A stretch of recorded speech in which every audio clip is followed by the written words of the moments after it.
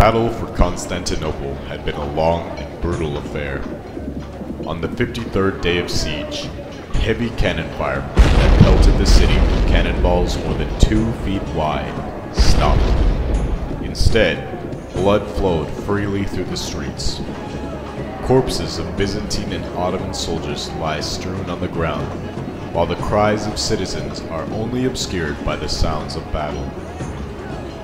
Under the lead of 21-year-old Mehmed II, later known as Sultan Fatih, the Ottoman Empire attempts to conquer the city.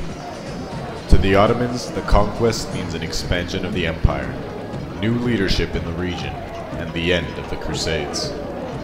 To the whole world waiting anxiously for the news, the conquest means a complete shift of power, a turning point in history, after which nothing would be the same. Today, Istanbul is a thriving city with over 14 million people. But how did all this start? And what was the turning point in history that founded Istanbul and the Ottoman Empire? The two rival empires had arisen in roughly the same territory. The young Ottoman Empire developed from the joining of several nomadic tribes growing in power and stature. The Byzantine Empire, however, was an eastern section of the Roman Empire which divided in 285 and established Constantinople as its capital in 337. Adopting Greek language and culture, as well as accepting Christianity to distinguish itself from pagan Rome, Byzantium peaked in 570 by conquering parts of Asia and the Mediterranean. However, later centuries of crusades from Rome, as well as civil wars and plague epidemics, caused a sharp decline after 1071. Just as the Ottoman Empire sought to expand during the 1440s, Byzantine's Emperor Constantine XI engaged in a crushing taxation on its impoverished population in order to raise the army and reconquer its territories from Greece. Troubled with poverty and the cruelty of tax collectors, peasant communities sought to help the Ottomans advance to improve their condition. In 1453, the once mighty empire remained only an impoverished city-state, Constantinople. Observing this decline, the Ottomans decided to fortify positions on the Bosphorus Strait by strategically limiting the access of Byzantium to the Black Sea. Fort Rumeli Hisari was erected on the bank across from Anadolu Hisari, previously built by Sultan Mehmed's second grandfather. Unaided by the weak Pope Nicholas, Constantine XI put two defense strategies into action.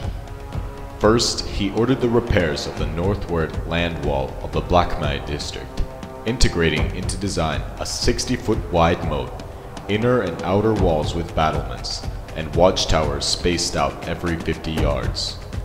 However, Constantinople was so bankrupt it could not supply an army large enough to defend the entire wall. Even though only 7,000 soldiers defended Constantinople, the emperor felt that the city was safe from attacks of 80,000 strong Ottoman army. The second strategy involved preventing Ottoman ships from entering the port by placing a chain across the harbor.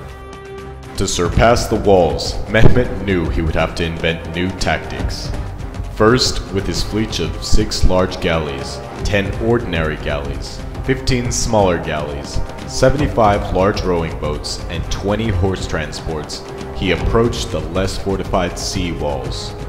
Second, he advanced new weapons, a turning point in arms production of the period. With the help of a Hungarian cannon maker named Orban, he developed long-range cannons, some of which were so large in size, each needed more than 60 oxen and 400 men for transport. The dimensions of these giant artillery pieces were unheard of before.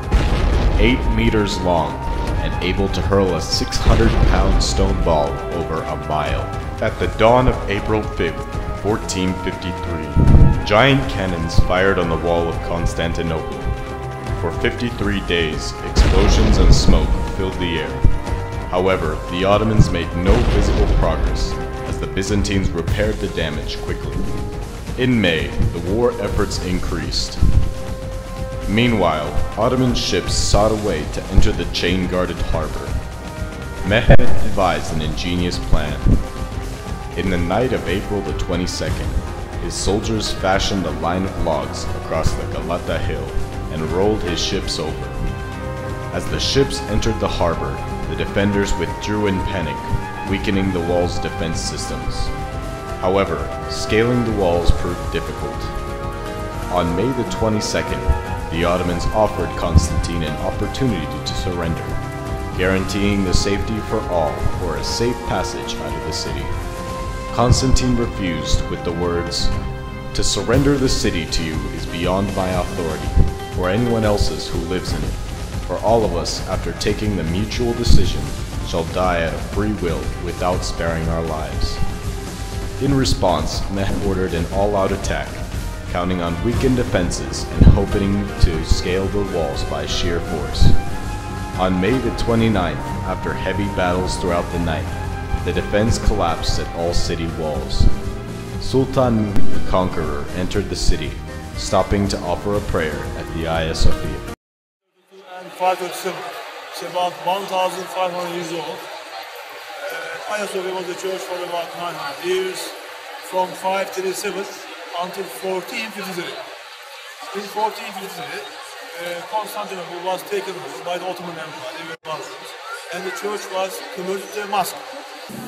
Before the Ottoman conquest, the Hagia Sophia was a Byzantine church and a stronghold of Byzantine power.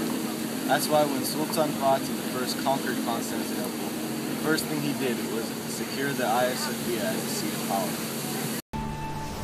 If you think about it, the fall of Constantinople has a direct correlation to Columbus coming to America. How is this? Because Columbus was looking for the Indies. What's clear is that the story would have turned out dramatically differently if Constantinople hadn't fallen.